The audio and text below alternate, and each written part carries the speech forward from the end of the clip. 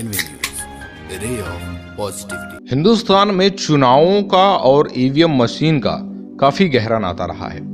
जब जब चुनाव हुए हैं, ईवीएम मशीन का जिक्र गाहे बगाहे आ ही जाता है। क्यों आता है, उसकी अपनी एक अलग वजह है। कई बार विरोधी पार्टियां इस बात का आरोप लगाती हैं, खासकर ये आरोप मौजूद इस वक्त की सत्ताधारी पार्टी भाजपा पर ये आरोप लगते रहे हैं कि वो अलग अलग जगहों में जब जब चुनाव हुए हैं, अपने आप को सत्ता में लाने के लिए ईवीएम मशीन का गलत इस्तेमाल करते रहे हैं। इस बार भी असम समेत कई राज्यों में विधानसभा चुनाव हो रहे हैं, वोटिंग हो रही है। असम में 1 अप्रैल यानी कल के दिन वोटिंग हुई है। मतदान के बाद अब एक और विवाद सामने आ रहा है और वो भी विवाद है ईवीएम मशीन से जुड़ा। दरअसल एक ईवीएम मशीन जो है एक गाड़ी में संदिग्ध हालत में पाई गई है।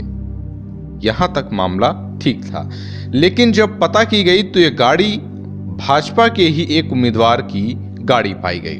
और भाजपा के एक उम्मीदवार की गाड़ी में ईवीएम मशीन का होना कई तरीके के सवाल खड़े कर देता है। इस पर कांग्रेस की नेता प्रियंका गांधी ने भाजपा पर सवाल खड़े करते हुए इलेक्शन कमीशन से इस पर कार्रवाई की मांग की है। इलेक्शन कमीशन ने इस पर कार्रवाई भी की और 4 अधिकारियों को सस्पेंड कर दिया गया। लेकिन बात सिर्फ इतनी नहीं है। इलेक्शन कमीशन ने अपनी कार्रवाई तो कर दी, लेकिन सवाल ये उठता है कि आखिरकार जो एक भाजपा का उम्मीदवार है, उनकी गाड़ी पर ईवीएम मशीन कैसे पहुंची। अब कहा यह जा रहा है कि ईवीएम मशीन को ले जाने वाली गाड़ी खराब हो गई थी और उसके बाद एक गाड़ी की लिफ्ट ली गई, जिसके बाद इस गाड़ी से ईवीएम मशीन को ले जाया जा रहा है। सवाल यहाँ पर 2 तरफा और उठते हैं कि आखिरकार क्या इलेक्शन कमीशन के पास इतनी तंगी हालत है कि जब उनकी गाड़ी खराब हो जाए तो किसी दूसरी गाड़ी का इस्तेमाल नहीं कर सकते, या उनके पास कोई दूसरी गाड़ी नहीं है ले जाने के लिए। सवाल तो और भी उठेंगे। हालांकि ये बहुत ही बचकाना बहाना है कि इलेक्शन कमीशन की जो गाड़ी लेकर जा रहे थे वो खराब हो गई और लिफ्ट लेकर उस गाड़ी से ले जाया गया। तो एक बहुत ही बचकाना सा ये बहाना है और इस पर इलेक्शन कमीशन को भी जवाब देना चाहिए कि आखिरकार कैसे ये घटना हो गई है। और अक्सर कहा यह जाता है, विरोधी पार्टियों के द्वारा ये आरोप भी लगते हैं कि जब जब ईवीएम मशीन का जिक्र हुआ है, जब जब ईवीएम मशीन पाई गई है, और ये बता दें कि ये कोई पहली घटना नहीं है जब ईवीएम मशीन किसी भारतीय जनता पार्टी के नेता के गाड़ी में या घर में या कहीं पर भी पाई गई हो। ऐसी घटनाएं पूर्व में भी इतिहास में भी हो चुकी हैं और पिछले कुछ विधानसभा चुनाव में, लोकसभा चुनाव में भी इस तरह घटनाएं उठती रही हैं। यूपी के चुनाव में भी इस तरह घटनाएं कई बार हो चुकी हैं। तो ऐसे में ये कोई पहली घटना नहीं है।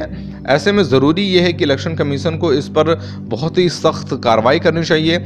साथ ही साथ अब इसका एक जिक्र भी कर देते हैं। हमारी जो गाड़ी खराब होने की बात कही जा रही है, ये न्यूज एजेंसी NIA के सूत्रों के हवाले से बताया गया कि पाथरकांडी विधानसभा में एक ईवीएम जब्त की गई, क्योंकि भीड़ ने उस गाड़ी को रोक लिया जिसमें यह ईवीएम ले जाई जा रही थी। लोगों का कहना था कि ये गाड़ी EC की नहीं है। सूत्रों के मुताबिक EC की गाड़ी खराब हो गई थी। इसके बाद चुनाव अधिकारियों ने पास से गुजर रही कार में लिफ्ट ले ली।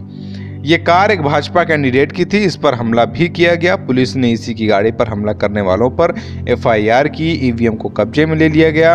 अधिकारियों ने बताया कि ईवीएम सुरक्षित है और इसके साथ कोई छेड़छाड़ नहीं हुई है।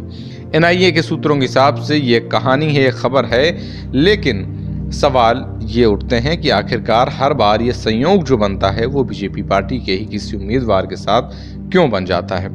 सवाल तो बहुत सारे हैं, उनमें से एक सवाल ये भी है कि अगर बीजेपी के प्रत्याशी जिनका नाम है कृष्णेंदु पॉल, जो कि उसी जगह से उम्मीदवार हैं जहां पर वोटिंग्स हुई हैं, सवाल ये उठता है कि आखिरकार अगर वो गलत नहीं थे, अगर ये एकमात्र संयोग था, तो फिर उन्होंने अपना फ़ोन स्विच ऑफ क्यों कर लिया।